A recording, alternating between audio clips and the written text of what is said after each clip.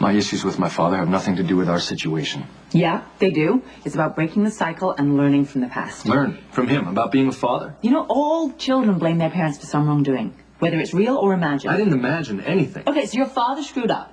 We all screw up. Okay, let me ask you this. How is this whole healing process going to start if he won't even acknowledge what he's done? What?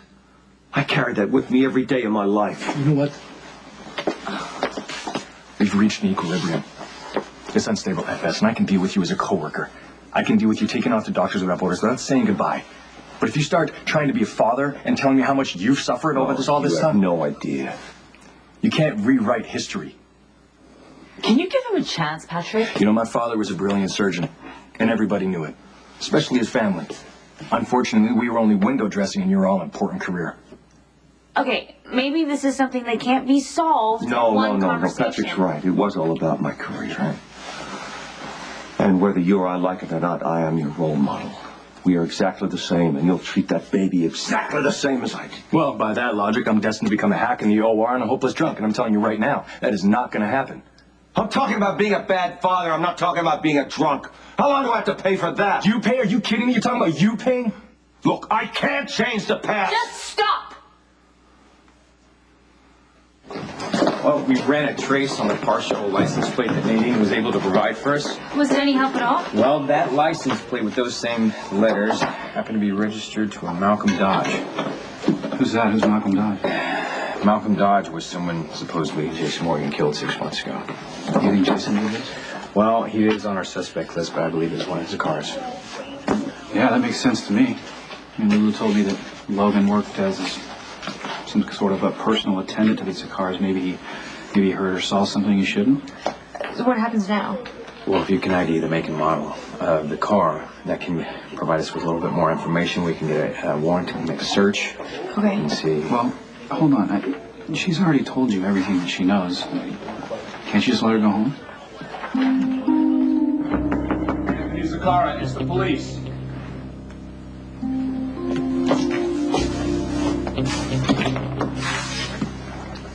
Commissioner? Looks like I caught you in the middle of a meeting. Yes, you did. I got 2 lawyers here because I got a lot to keep track of, Commissioner. I'm busy. I think you know why I'm here. These guys charge by the hour, and they're not cheap, so I don't have time for guessing games. Your attendant, Logan Hayes, was found knifed to death. I need to know where you and your high-priced attorneys were last night, since you're the ones with the most motive to want to kill him.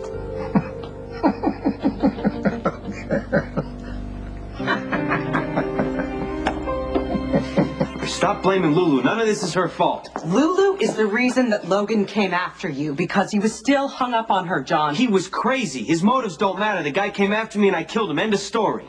Not if little Lulu goes blabbing to the cops. She's not going to do that to me. You have a real blind spot when it comes to that girl, Johnny. You know that? She is all over the map. She's probably bawling her eyes out right now, spilling her guts to the cops, and giving you up in the process.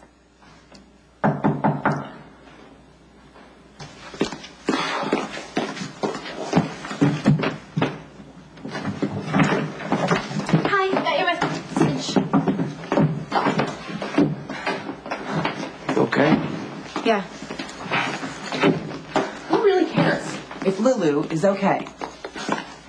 She's the reason that your neck is on the line here, Johnny. Does anybody know that you guys came over here? No. Good.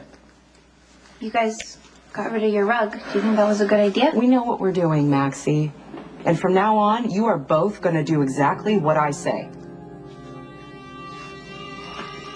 So, if Stone Cold and I unearth evidence that points to Logan's true killer, well, I should say when, given our impressive history. Stop talking, please, and just get back to work. Yes, partner.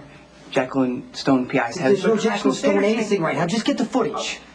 Okay? And if we find anything that leads to Logan's killer, Diane, we're going to feed it to you, and you're going to figure out a way to make it admissible in court. PCPD.